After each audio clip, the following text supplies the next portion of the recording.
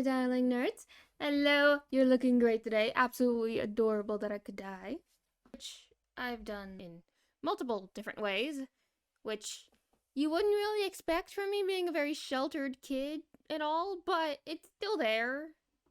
Still there. I was a very sheltered kid. Just as a few examples of the top of the iceberg, I wasn't allowed out on Halloween, which for me was very much torturous since I love Halloween. I wasn't allowed at anyone's houses, so I've never been to a sleepover. None of that kind of stuff ever happened when I was a kid. The reasoning being that my parents did not know their parents. Problem, my parents don't know English. Their parents only know English. So how the heck am I supposed to get the two of you together if you two don't even understand what the other one is saying? So yeah, I didn't have a lot of friends when I was a kid. Or if I did have friends, they wouldn't invite me out very much. Also, I didn't know the internet existed until I was like 10 or 12 or something. Now back to the multiple different ways I have almost killed myself. Like, for example, like with water. I can't swim, and I don't really want to go out of my way to really learn since I really hate going to beaches and lakes.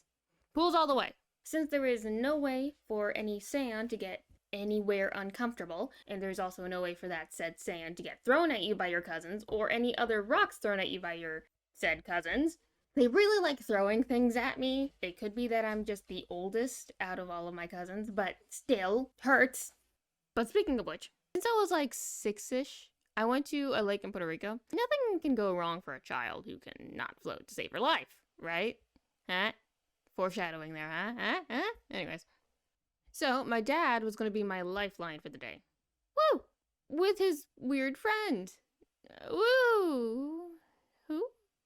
Yeah, he was just a very scrawny, taller guy. Not very unique looking, wouldn't really catch your eye at all. It was just very weird. He was constantly flirting with girls, but the moment he ever got a girlfriend, it seemed like they were only ever able to get together for like a week. And every time, this man does not have a very good record with women in general. So, My mom didn't like him, I didn't like him, any of my aunts didn't like him, like nobody liked him. Thankfully, I never interacted with this man again since this point. You know how like some people don't leave a good first impression? Yeah, this guy didn't leave a very good last impression. I think he's living in Florida now. Florida man. But my dad was there, so everything was fine. Okay. Anyways, another thing about this dude is that he's somehow both obsessed and clueless with women, which sometimes made it funny to watch him. Other times it was just so painful to watch. Can I just have one child-friendly beach day? Weird man. Who's this little one? So adorable. I like this lady. Well, she actually, mine from a previous fling. That is, you know, a previous one, not currently, obviously. So I'm open. I am totally open to, obviously.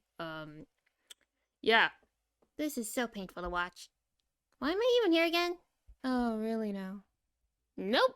He just wants your number because he's really lonely. Thanks for the heads up, my smart cookie. I'm a smart cookie. No problem. No, wait a sec. I'm not Wait, no, come back here. Whoa. So, I was promptly dropped into like 10 feet of water or so, I think. Being like, I don't know, 3 feet tall or something. I don't know how tall 6-year-olds are, but still, it was very, very long drop. And as you can imagine, a 6-year-old not being able to swim in this case would be a recipe for disaster, right?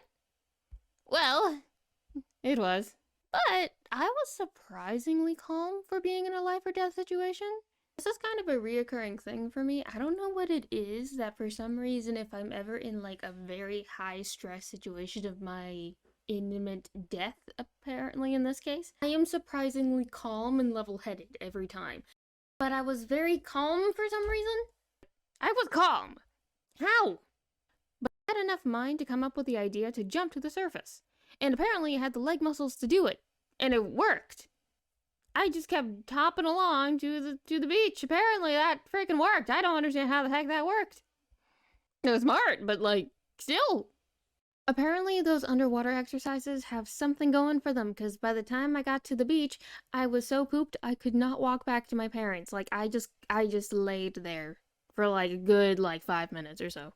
And what was the lifeguard doing, you might say?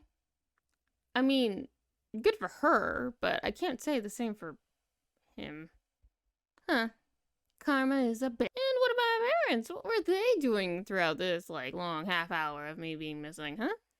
Were they going to say, oh my god, we're so worried about me, and help me up and let me cry into their shoulder? Nope!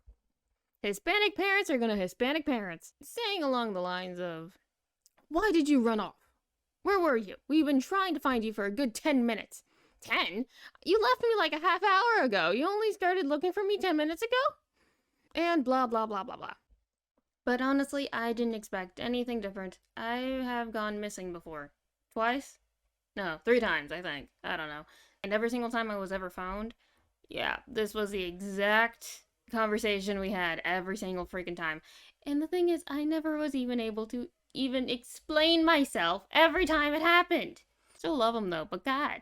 I didn't even get to tell them what happened because I was too distracted with flan, which I still do because flan is amazing and nobody can ever tell me different. It is flan, it is amazing, it is greatest food ever created. And just in case they are watching, hola mami, papi, te amo. Yes, I can talk Spanish, but it's very meh. I can understand it and blah blah blah, and I could talk to you. I could say how's the weather or how's your day or blah blah blah. But like anything else, it's very eh. You'd expect me speaking it all of my life that I would know a thing or two of a thing or two. But yeah, not very much. People say I speak Spanish fine, but I've had too many conversations where people are just like, what did you say? What do you mean? I don't think that's the word she used for that. So I try not to speak it too much outside of my little family because it is embarrassing.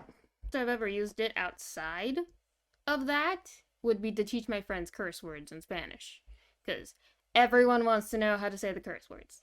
Every single time anyone knows that you can speak insert language here, they're always like, how do you say fuck? And if any of you guys want to make sure I'm not dead yet, be sure to subscribe. Plus, I have other vids like this coming soon. So, woo! I should talk about more of the times I've almost died, because there are a lot of times like that.